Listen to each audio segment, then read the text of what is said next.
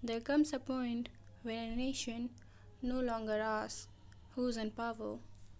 It begins asking who are we safe from? When the hands that once promised protection begin raising batons instead of seals, when questions begin sounding more dangerous than violence, when silence feels safer than speaking, something inside a democracy begins to rot. Not all at once, not with fireworks, not with a declaration, but quietly, patiently, one excuse at a time, one headline at a time, one protest at a time. They always tell us history begins with kings, with victories, with speeches, with the names of powerful men carved into marble. But history has never belonged to marble. It belongs to footprints, to torn banners, to voices that cracked before they were heard, to people whose names never made it to textbooks, yet somehow carried entire generations on their shoulders. History never begins with rulers, it begins with ordinary people who decides they have carried enough. It begins with someone holding a poster late into the night, checking the weather, checking their phone, ironing the same shirt they wore to college last week, replying to their mother, हाँ आज जल्दी आ जाऊंगी, as though tomorrow was going to be ordinary, as though tomorrow wouldn't ask them to choose between safety and conscience. Morning arrives without warning. The sun rises. Birds sing. Tea boils. Children leave for school. Shops unlock their shutters. Life performs its routine with remarkable confidence. As if the sky itself doesn't know that by sunset, hope will be wearing bruises. Some carry books, some carry handwritten signals, some carry photographs, some carry only anger, some carry hope. Hope is a strange thing. It weighs nothing, yet somehow it is the heaviest thing a person can carry. No one walks into a protest dreaming of becoming a headline. No mother raises her child hoping one day they will learn how tear gas burns. No father says, Beta, go make sure someone points a lathi at you today. People do not gather because they enjoy chaos, they gather because silence has become unbearable. Questions. This is all they carried. Questions about tomorrow, questions about justice, questions about promises, questions about future that seem to shrink every passing year. Funny how dangerous a question can become when it is asked by enough people.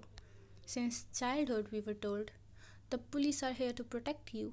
It sounded beautiful, comforting, complete. Children wave at police cars. Parents tell frightened kids, don't worry, they're here to help. So tell me, where does that promise go? Where does it disappear? At one point, does protection become control? At what point does duty forget compassion? At what point does a seal turn around? Uniforms are a strange thing. To some, they represent safety. To others, they represent fear. The cloth is the same, only the memories change. The baton didn't ask, which party do you support? It doesn't ask, which religion do you follow? It doesn't ask, which language do you speak? Pain has never been political. It only knows how to land on shoulders, on backs, on dreams, and trust. And trust is the hardest wound to heal. There are wounds that never bleed. No bandages, no stitches, no scars, visible enough for the evening news. Yet somehow they hurt the longest. The wound of watching the people shown to protect you become the people you instinctively step away from. Fear is a quiet teacher. It does not shout, it whispers. Don't say that. Delete that post. Don't share it. Keep your head down. It's not your problem. And before anyone notices, an entire generation has learned That survival sometimes sound like exactly like silence. But silence has never changed history. It has only made history repeat itself. The streets remember, even when people don't. Concrete remembers every hurried footstep, every banner dragged across its surface, every drop of blood washed away before sunrise. The road remembers what the headline forgets. The newspapers will count 5 detained, 20 injured, 30 questioned, columns, statistics, percentage. But numbers have never told us whose glasses were left lying beside the barricade, whose notebook returned home without its owner, whose little sister waited by the window, certain that they would be home before dinner. Somewhere, a mother keeps refreshing her phone, not because she expects a message, but because hope is stubborn. It refuses to believe the worst. Somewhere, a father pretends to say calm. He says, सब ठीक ही होगा, even though his hands have forgotten how to say stop shaking. And somewhere, a student stands perfectly still, wondering how a nation that taught them to ask questions could punish them for asking the wrong ones. कहते हैं ये सब देश के लिए है, पर देश होता कौन है? कुर्सी, दीवार, बिल्डिंग के बाहर लगा हुआ बोर्ड, या वो लोग जो हर सुबह इस उम्मीद में उठते हैं कि आज शायद कुछ बेहतर होगा। अगर लोग ही डर में जी रहे हैं तो फिर देश महफूज कैसे है? We celebrate freedom everywhere. Flags rise, songs are sung, speeches are given. Children smile holding paper tricolor that flutter without knowing what freedom is supposed to feel like. Perhaps freedom isn't measured by how loudly we celebrate it. Perhaps it is measured by how safely we can question it. Democracy is a beautiful word. It rolls off the tongue like a promise, but promises mean very little when they begin asking permission to exist. What is democracy if disagreement must first look over its shoulder?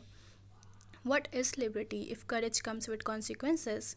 What is justice if if it only feels safe inside books and never outside them?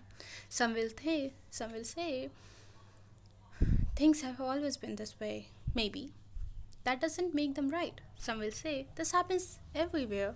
Maybe that does not make it normal. Some will say just wait. Things will change. We have been waiting for generations. Waiting has become our natural habit. Every generation inherits the same promise.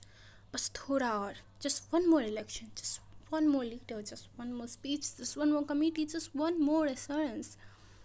Always one more tomorrow, never a better today.